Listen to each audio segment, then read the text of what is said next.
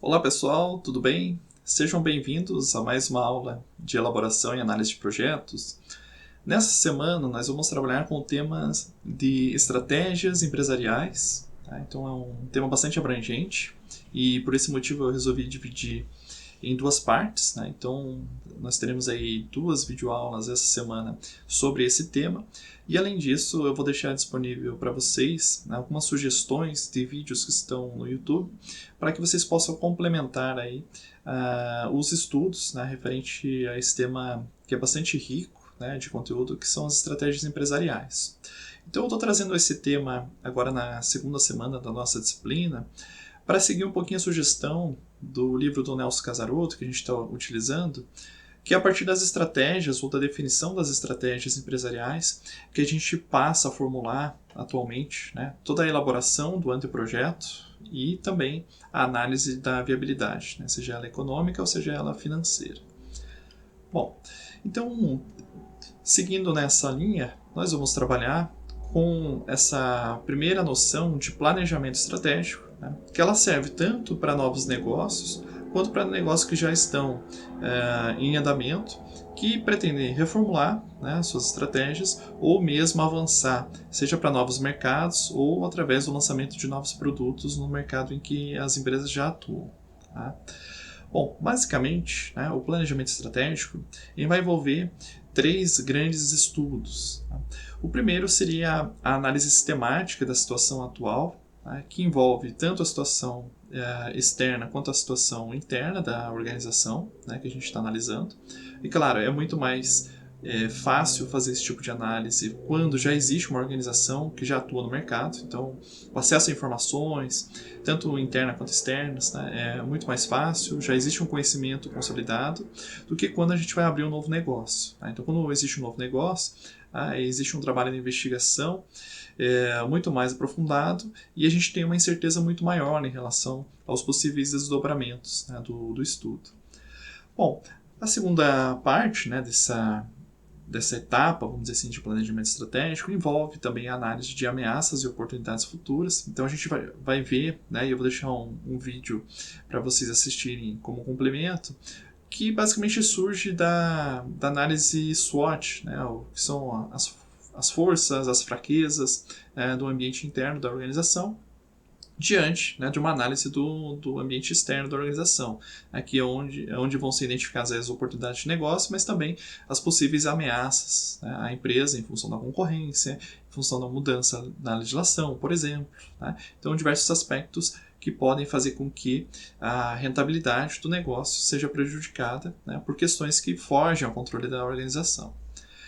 E a última etapa, né, a partir de uma análise, de um estudo sobre essa realidade, essa situação atual e a projeção, né, de possibilidades e ameaças futuras, é que a empresa vai estabelecer, né, suas estratégias, seus objetivos e as ações concretas que ela vai desenvolver para atuar no mercado, né, seja para expansão, seja para manutenção da sua posição, enfim. Tá? Então isso vai depender muito de qual vai ser a decisão estratégica dos gestores da empresa. Bom, aqui eu trago um esquema que está lá no capítulo 2 do livro do Casarotto, que eu deixo como uma recomendação de leitura para vocês nessa semana, de qual seria uma sequência lógica, né, para a elaboração aí do planejamento estratégico.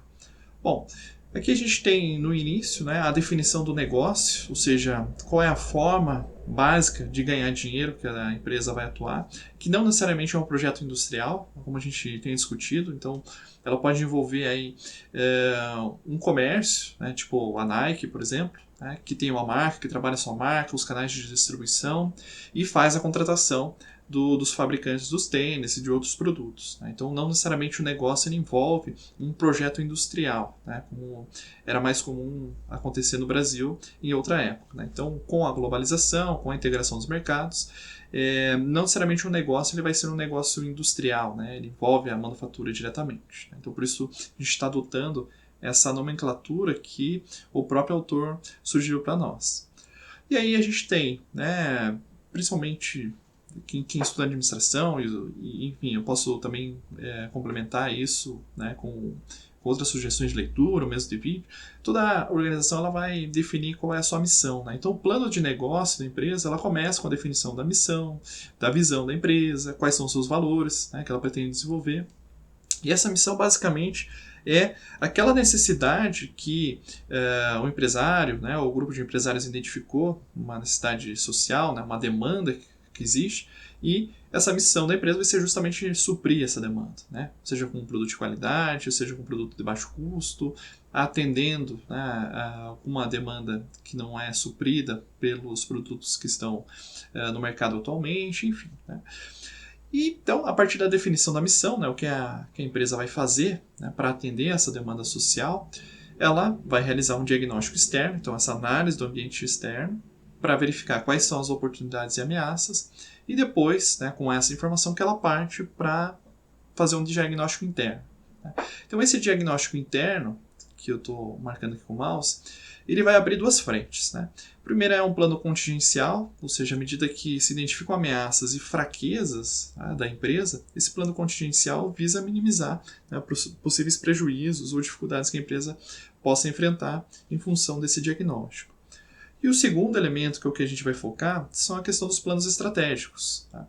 Então, o plano estratégico vai envolver principalmente uma política, né, que vai orientar as ações da organização, né, seja de uma maneira geral, seja de maneira mais específica, em relação a, por exemplo, a setores de atividade dentro da empresa, ou a unidade de negócio, se ela tem mais de um produto, atua em mercados distintos e assim por diante, né?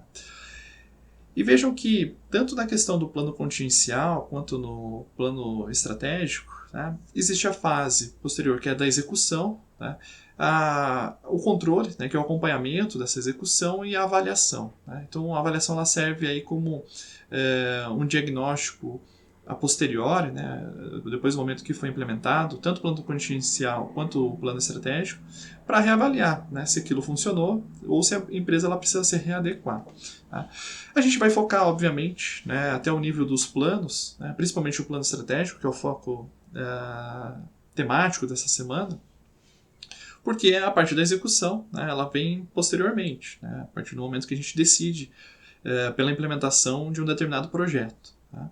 Mas, obviamente, né, se a organização já existe, isso faz parte da rotina dela, né? Ou seja, se refere a boas práticas de gestão que a empresa faça, né, esse acompanhamento, né, do que foi planejado, o que ela executou de fato, né, e se há desvios, né, entre o que está sendo executado e o que está sendo planejado, ela vai tentando ajustar, que é o papel justamente do controle, e ao final, né, de um determinado ciclo, né, de um período de tempo, ela faz a sua avaliação, né, no sentido de ou manter o curso, né, dos seus planos, ou mesmo de modificar seus planos para a nova realidade que ela enfrenta. Bom, então basicamente a gente pode dizer o seguinte, que a estratégia ela é um meio para alcançar um objetivo, né?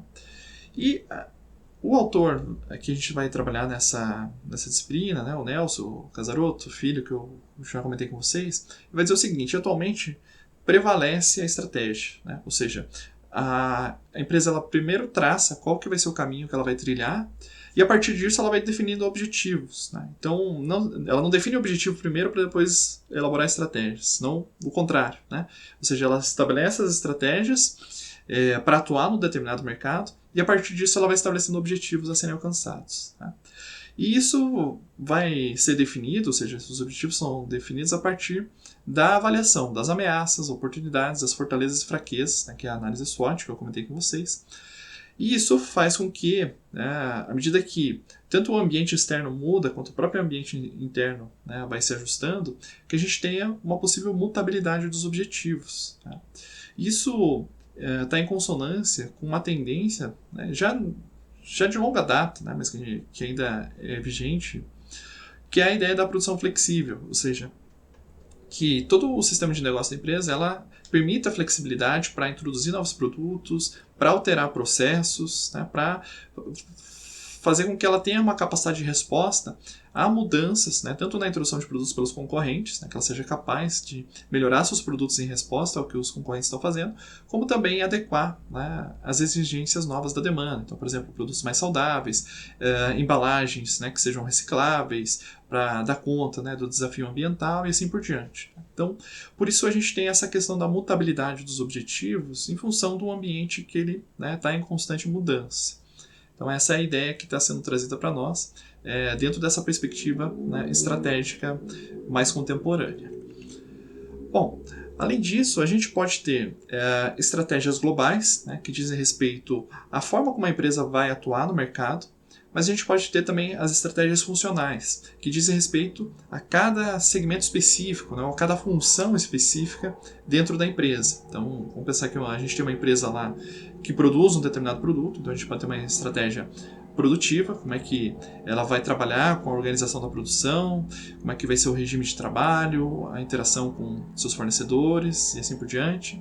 Ela pode ter uma estratégia específica para comercialização, você vai comercializar, né, somente online, você vai ter lojas físicas, né, e assim por diante. Uma estratégia de financiamento, você vai priorizar o uso de capital próprio, você vai trabalhar com o mercado de ações, se ela vai buscar, né, financiamento bancário e assim por diante. E também uma estratégia de recursos humanos, né, como é que ela vai contratar, desenvolver pessoas que vão estar aí à frente da organização. Bom, além disso, né, a gente tem que considerar que a gente está falando de elaboração de projetos de uma maneira geral, né, então independente do porte da organização. E aí a gente tem grandes corporações, né, que elas têm muitas unidades de negócio, né, ou seja, elas atuam em produtos muito diversos, como a produção de cimentos e o segmento bancário. Né, então são negócios que têm uma natureza bastante distinta. E isso faz, né, ou demanda que uma boa gestão ela seja capaz de criar estratégias específicas para cada unidade de negócio. Né. Então, uma unidade estratégica de negócio, seguindo o conceito aqui que o Casaroto propõe para a gente, é que é cada unidade organizacional que requer estratégias próprias. Tá? E essa definição ela pode estar baseada, né, no produto específico, então eu tenho lá uma linha de produtos, né, de beleza e outra linha de produtos, né, veterinário, por exemplo. Né? Então são unidades estratégicas de negócios distintos porque eu estou atuando, né, com produtos distintos. Então pode ser a questão do produto específico ou de linhas de produtos, né, não só um produto, mas um conjunto de produtos destinados a um público e outro a outro público. O segmento mercado, pode ser um segmento especializado, ou seja, trabalhando só com o segmento diabéticos, por exemplo. Tá? Então eu estou trabalhando com um conjunto de produtos, mas para uma população que tem uma necessidade específica. Eu posso ter unidades de negócio regionais, então eu posso ter diferenças regionais marcantes que justificam eu ter unidades estratégicas distintas. Então, se eu atuo no Nordeste, minha estratégia é uma, se eu atuo no Sul do Brasil, minha estratégia é outra. Tá? Então, por questões de diferenças culturais, né, desenvolvimento econômico mesmo e social, que podem requerer aí estratégias distintas.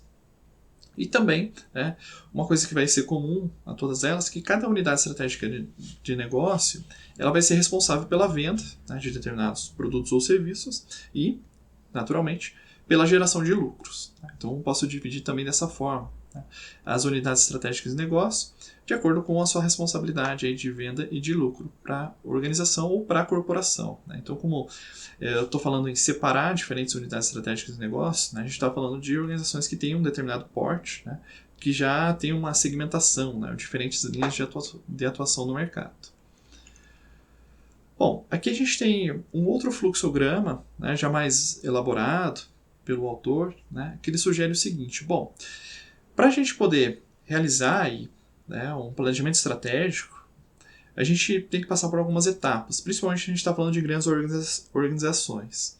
Primeiro, né, passar pela definição de quais são as unidades estratégicas de negócio, para então, para cada unidade estratégica de negócio, fazer uma análise ambiental externa, ou seja, quais são as ameaças e oportunidades de negócio no mercado, uma análise ambiental interna, para verificar as potencialidades, as limitações, né, das pessoas, dos recursos investidos em capital, tecnologia e assim por diante. E é a partir dessa análise que a gente vai estabelecer as políticas de negócio, gestão, que a gente vai ver na próxima aula. Né? E é a partir dessa política que a gente vai definir o chamado mix estratégico. Ou seja, o planejamento estratégico vai estar aqui, né? No chamado mix estratégico ou composto estratégico, que a gente também vai desdobrar um pouquinho mais na próxima aula. Tá? Então, a gente tem um diagnóstico, né, um estudo anterior, uma definição de unidades de negócio, estudo da realidade externa e da realidade interna da organização, para a elaboração de políticas, né, que vão servir de guias, aí, de orientação para todas as pessoas que estão envolvidas na organização, e disso a gente vai fazer o planejamento estratégico, né, ou a definição mais específica desse planejamento estratégico, que é essa definição do mix. Né, do mix, que a gente vai ver é a parte mercadológica, né, mas também envolve outros itens que a gente vai ver no decorrer dessas duas aulas. Bom, aqui um pouquinho mais sobre esse esquema, né, a gente pode verificar o seguinte. Bom, a definição da unidade estratégica de negócio, que está aqui no 1, basicamente, né, ela vai responder a seguinte pergunta, né, em que segmento do mercado ou em que mercado a organização vai atuar. Tá? E depois, a gente vai ter uma definição, né, da estratégia de competitividade, a gente já vai ver na sequência, que é como que a empresa vai competir nesse mercado. Tá?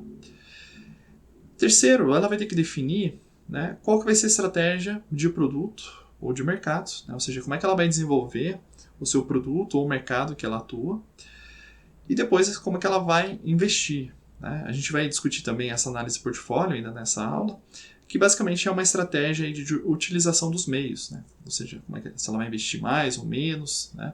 Em que unidades de negócio ela vai investir. E tudo isso, né, já vão compor esses 4 elementos em parte do planejamento estratégico. Tá? Além disso, né, uma vez definidos esses itens, ela também vai definir como é que ela vai negociar com clientes e fornecedores, como é que ela vai lidar com as pessoas. Né? Então ela vai ter as chamadas políticas de negócio e gestão. E tudo isso, né, faz parte aí do chamado mix estratégico global, né, ou seja, um planejamento estratégico global para cada unidade de negócio, né, ou seja, para cada unidade estratégica de negócio, como a gente está usando até agora. Né. E claro, depois a gente vai ter uma especificação dentro desse mix, né, estratégico, chamado mix de marketing. Né, são detalhamentos, porque tudo isso tem que se traduzir em ações concretas, né, ou seja, a gente vem do mais abrangente, do mais geral, até o mais específico. Aqui a gente tem uma sugestão, né, de matriz de blocos compartimentais para organizações que atuam em diferentes mercados, né, que é uma forma de definir cada unidade estratégica de negócio. Né. Então aqui a gente tem algumas colunas, eu vou detalhar só as principais. Por exemplo, a gente tem um serviço global, né, que é basicamente uma atuação específica da empresa. E aí a gente tem lá as funções primárias, que basicamente, né, qual o setor de atividade que a gente está atuando, se é na agropecuária, se é na indústria, construção e assim por diante, ou se é no serviço. Né. Algumas funções comerciais básicas, por exemplo, o varejo, segmento da oferta, então aqui é um número, mas na verdade, né, esse número representa um segmento específico, por exemplo, produtos diabéticos ou produtos para pessoas celíacas e assim por diante. Né. O produto, né, específico, eu posso ter mais de um produto para cada segmento de oferta. A tecnologia que é empregada na sua produção, distribuição ou comercialização. O segmento, né, da demanda que eu estou atendendo. A regionalização, né, se eu estou atuando, por exemplo, na região sul do Brasil, se eu estou atuando só no estado ou em nível nacional. Aqui a gente tem nobreza, que eu prefiro usar um outro linguajar, que é o grau de complexidade, né, do produto que está sendo entregue. Né? Então eu posso ter produtos simples, né, que é, por exemplo, produção de tomates, morango, né, que não tem grande complexidade, que eu tenho muita concorrência, e eu posso ter produtos, né, de alta complexidade tecnológica, como um dispositivo, né, para medir aí a glicemia de uma pessoa, ou um celular, né, um smartphone sofisticado. Então, esse grau de complexidade está refletido nessa coluna chamada nobreza. Né, se é um produto que tem um alto valor agregado, né, e consequentemente uma complexidade tecnológica maior, ou não. Tá? E aqui o porte vai ser o porte, né, da organização em relação ao mercado. Né? Então, se ela é de grande porte, médio porte, pequeno porte, assim por diante. Tá?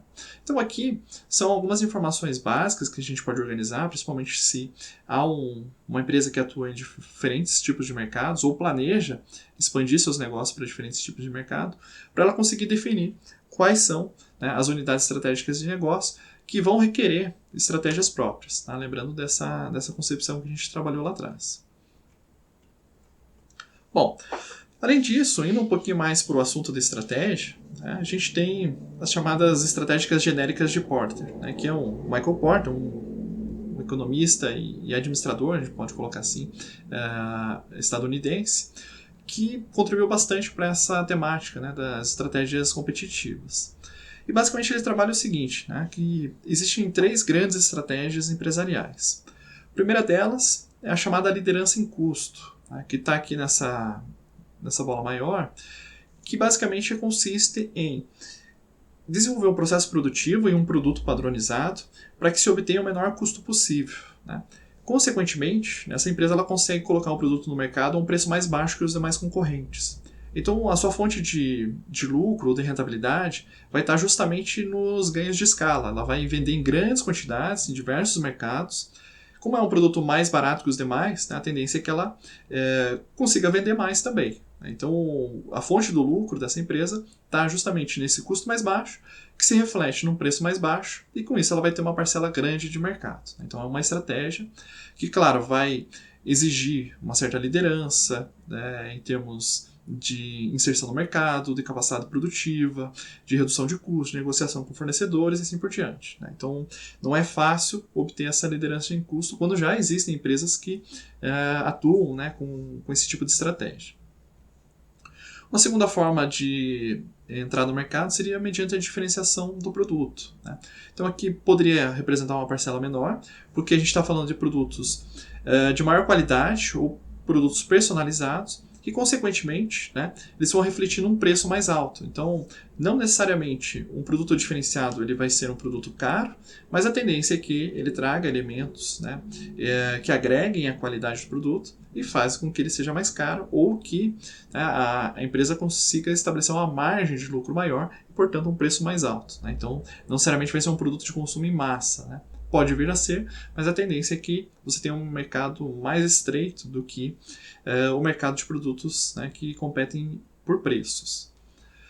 E por fim a gente tem, né, uma estratégia de foco, que basicamente significaria a empresa focar em um determinado segmento da demanda, para atender públicos específicos. Então eu citei alguns casos, por exemplo, veganos, né, diabéticos, pessoas idosas, né, ou sei lá, fornecedores somente de autopeças, né, para um conjunto de automóveis ou para montadoras específicas. Então elas vão focalizando, né, elas não vão atuar no mercado inteiro, mas elas vão escolher nichos de mercado, né, onde elas se propõem a ser as melhores, né, dentro desse segmento, desse nicho de mercado. Então seria uma estratégia de foco e, obviamente, né, vai ser um mercado menor, vai ser um segmento do mercado total, onde elas vão procurar atuar e se destacar. E aí ela pode combinar, né, uma estratégia de preço com uma estratégia de produto diferenciado. Aqui há uma relação entre estratégia e retorno, né, elaborado por Porter também, já é uma proposição antiga, que mostra para a gente o seguinte: bom, qual é o retorno do investimento associado com a parcela de mercado, confrontando 2 estratégias, basicamente, a de diferenciação do produto, né, e a de liderança de custo. Então, quando a gente está falando de diferenciação do produto, então a ênfase do desenvolvimento vai ser no produto, obviamente, e a empresa vai prezar pela flexibilidade, ou seja, ela deve ser capaz de introduzir novos produtos, de personalizar esses produtos aos clientes e, consequentemente, ela vai ter uma parcela menor de mercado, né? Agora, isso não significa necessariamente que o retorno dela seja baixo, pelo contrário, né? Como ela consegue fornecer produtos personalizados, específicos, então pense lá, por exemplo, no caso de uma Ferrari, de uma Lamborghini, né? Ou seja, não é uma produção em massa, né? São poucas unidades que são produzidas anualmente, mas que o preço de venda é muito alto, né? Em função justamente dessa qualidade, da exclusividade que gera para quem consome esse tipo de produto, tá? Então, o retorno do investimento também é alto. Na outra ponta, a gente tem lá os produtos padronizados, como eu mencionei. A ênfase vai ser no processo produtivo, no sentido de reduzir custo, né, aproveitamento máximo de materiais, né, automatização, se a mão de obra for muito cara, e assim por diante, né? Então, o foco é liderança em custo, e para que o retorno seja alto, né, ela vai ter que alcançar aí uma parcela grande de mercado. Então, geralmente quem trabalha com esse tipo de estratégia vai estar visando justamente ganhar a parcela de mercado para ter o retorno, né? Porque além do custo ser baixo, o preço de venda também vai ser baixo. Então a margem não tende a ser muito grande e o lucro que a empresa vai obter vem na quantidade. Tá? E a gente tem a terceira estratégia, que é de foco, que ela pode combinar um ou outro elemento. Então por isso ela não está sendo demonstrada aqui. Tá? Ela pode ser mais ou menos rentável, mas não tem uma relação muito clara aqui. Né? O que está sendo mostrado aqui é que quando a empresa não tem uma estratégia muito bem definida, ela fica no meio termo entre flexibilidade, ou ênfase no produto e ênfase no processo, né? Ela acaba não conseguindo, né, atuar de uma maneira que ela tem uma rentabilidade muito alta. Então ela vai ter uma parcela de mercado um pouco maior, mas o seu produto, consequentemente, não vai ter, né, uma margem de lucro muito grande. Então a tendência é que o retorno de investimento seja menor aqui. Então, basicamente, o que esse gráfico está colocando aqui é ter muito claro, né, qual estratégia genérica a empresa vai estar atuando, vai implicar, né, em retornos. Claro que não é garantida, porque existe uma série de outros elementos a serem analisados, né, mas o que ele está colocando nessa perspectiva, se a empresa é bem sucedida, né, na diferenciação do produto, ela tem um retorno alto. Se ela é bem sucedida na liderança de custo, ela também vai ter um retorno alto. Obviamente, né, para isso ela tem que alcançar uma parcela muito grande de mercado. O que não é o caso quando a gente trabalha com diferenciação do produto. Né? Não é necessário que a empresa ela atue, né, numa parcela muito grande no mercado. Para isso, ela só precisa ter um bom produto, né, um produto que seja aceito, e que as pessoas se disponham a pagar um preço mais alto em função da qualidade desse produto. Bom, ainda sobre estratégias, né, então aqui indo para um nível um pouquinho mais específico, né, além daquelas estratégias genéricas, a gente tem as chamadas estratégias de produto ou de mercado. Tá? Aqui a gente já vai ver num slide mais adiante, né, como é que a gente vai vincular esses tipos que a gente está colocando aqui. Mas basicamente a gente pode ter uma estratégia de penetração no mercado, né, que ou seja, a empresa expandir a sua participação no mercado dentro de um produto já conhecido, no mercado que ela já atua. Ou ela pode partir para um desenvolvimento de mercado, que é atuar em novos segmentos de mercado, ou expandir territorialmente esse mercado, enfim. Ela pode trabalhar no desenvolvimento de produtos ou processos, né? Aí vai depender da estratégia que ela está adotando, ou pode ser uma combinação das duas coisas, ou seja, se ela vai lançar produtos diferenciados, ou se ela vai focar na redução de custos e trabalhar com a competição em preços e assim por diante. E também ela pode diversificar, né, tanto sua linha de produtos quanto, né, a sua atuação de mercado.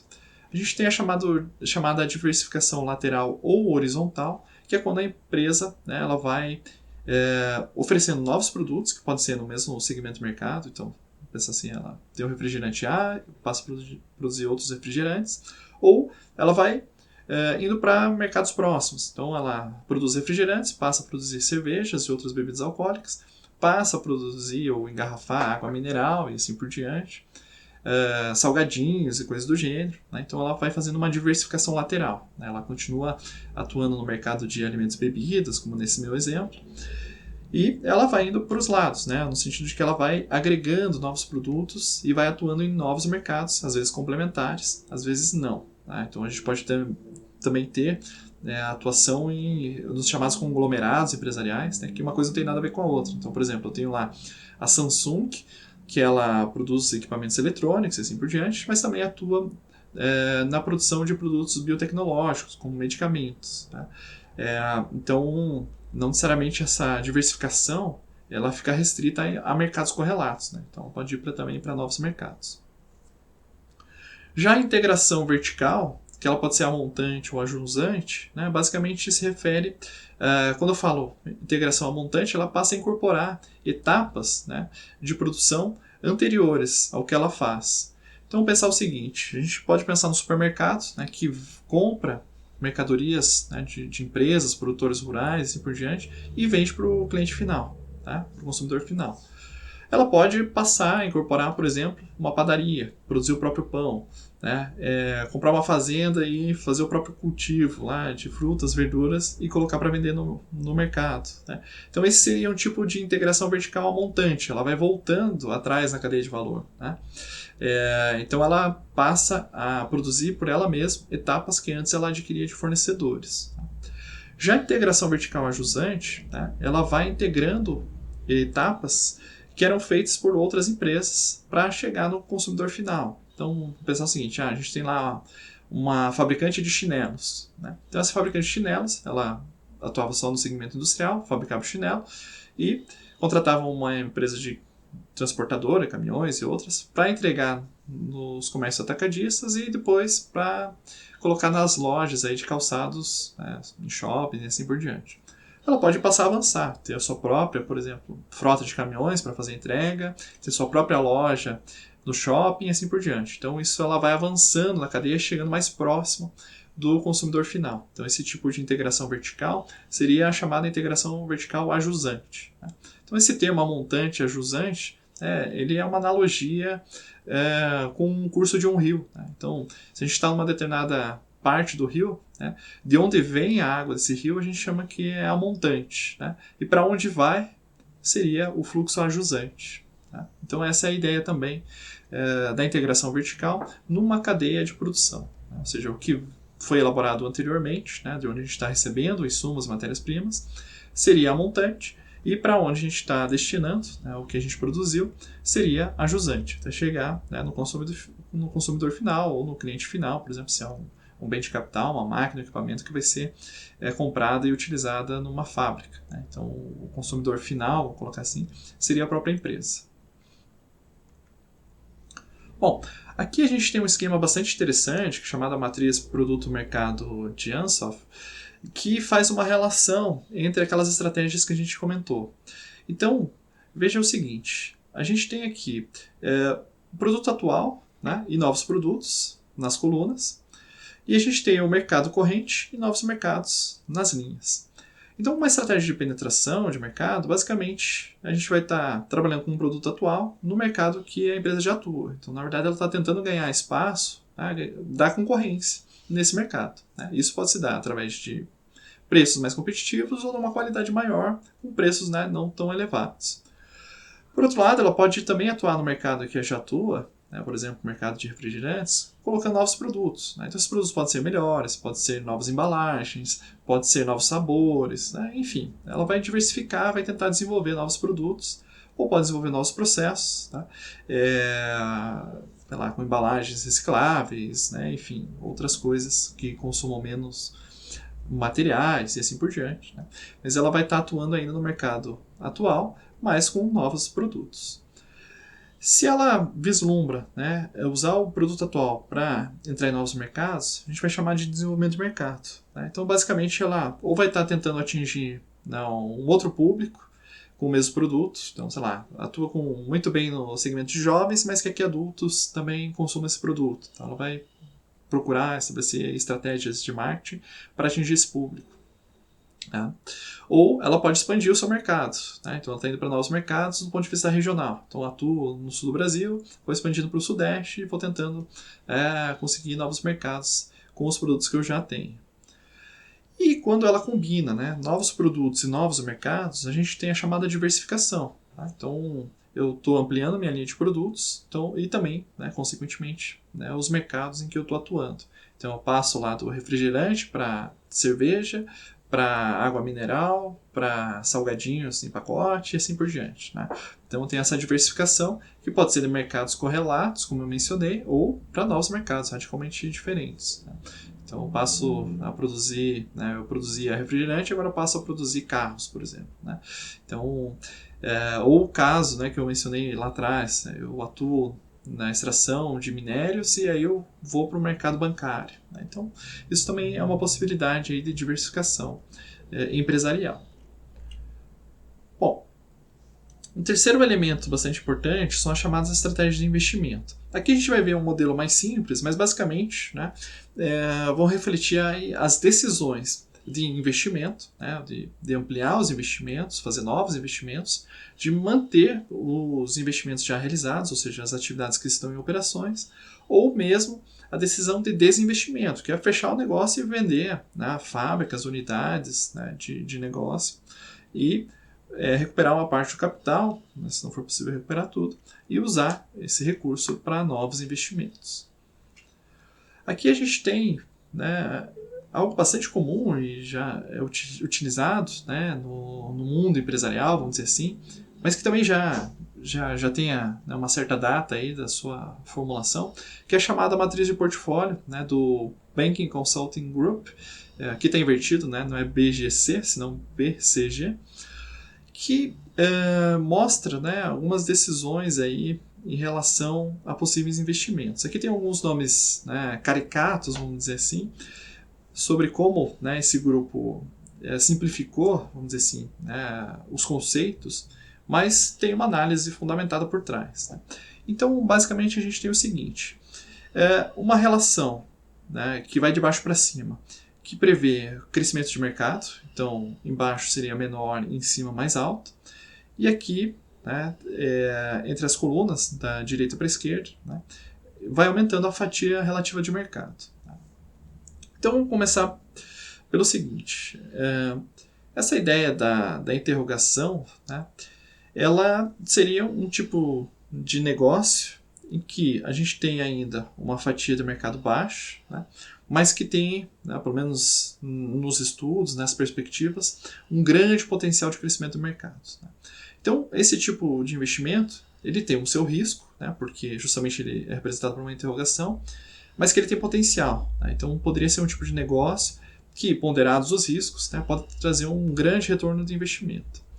A ideia é que esse tipo de negócio, né, cresça e passe a se tornar, né, no curto, no médio prazo, né, um tipo de investimento do tipo estrela, né, que ele vai ganhar a fatia do mercado, né, então isso que se espera, e vai manter aí o seu crescimento. Então, portanto, vai gerar grandes lucros. Né, então, seria um tipo de empreendimento que atrairia, né, os investidores, porque ele tem né, já tem uma fatia do mercado grande e ainda há uma perspectiva que esse mercado continue crescendo. Né. Naturalmente, né, a partir do momento que esses mercados são conquistados, né, isso se materializa, há uma tendência, né, de queda desses investimentos, desses rendimentos, desculpa, mas ainda com a manutenção de uma fatia relativa do mercado grande, né? Então é chamada vaca leiteira, ou seja, ainda está produzindo bastante coisa, mas tem a perspectiva de crescimento futuro. Né? Então ainda seria um caso de a gente manter os investimentos nesse negócio. Agora, a partir do momento que já não há mais perspectiva de crescimento e há uma redução, né, na participação do mercado, em determinado tipo de produto, de serviço e assim por diante, ele se tornaria o chamado cão vadio, né? Ou seja, aqui o negócio está indo à falência, né? Vamos dizer assim, ou as perspectivas de ganho são muito baixas, por mais que o negócio não venha a falir. Então é o chamado cão vadio. Né? Então aqui, nesse último quadrante, a gente teria uma situação de desinvestimento. Né? Ou seja, bom, então vamos vender esse negócio, né? Ou vamos fechar simplesmente, se não tiver comprador, e tentar recuperar, né, o capital. Se tiver algum resíduo, porque, né, se ele fez esse caminho aqui já trouxe o retorno sobre o investimento, simplesmente se encerra as atividades. Né? E o foco então de novos investimentos iria para outros tipos de negócios, né, mais promissores. Então, em um mundo ideal, né, um novo negócio com um grande potencial, ele passaria da interrogação para a estrela, né, depois para a vaca leiteira, depois para o cão vadio. Né, seria um ciclo de vida de um novo negócio. Tá? Embora, claro, né, a interrogação ele pode vir direto para o cão vadio, né, ou seja, aquela perspectiva de alto crescimento, de ganhos de mercado pode não se materializar. Né? Então são os riscos inerentes aí a um novo negócio, né? Uma tecnologia nova, potencial, etc., mas que não necessariamente vai ser bem sucedida no mercado. Bom, deixo aqui a referência, né, dessa aula, vai ser tanto dessa aula 3 quanto da aula 4, né, que é o capítulo 2 do livro do Casaroto Filho, Elaboração de Projetos Empresariais. Desejo a vocês aí bons estudos e nos vemos na próxima videoaula.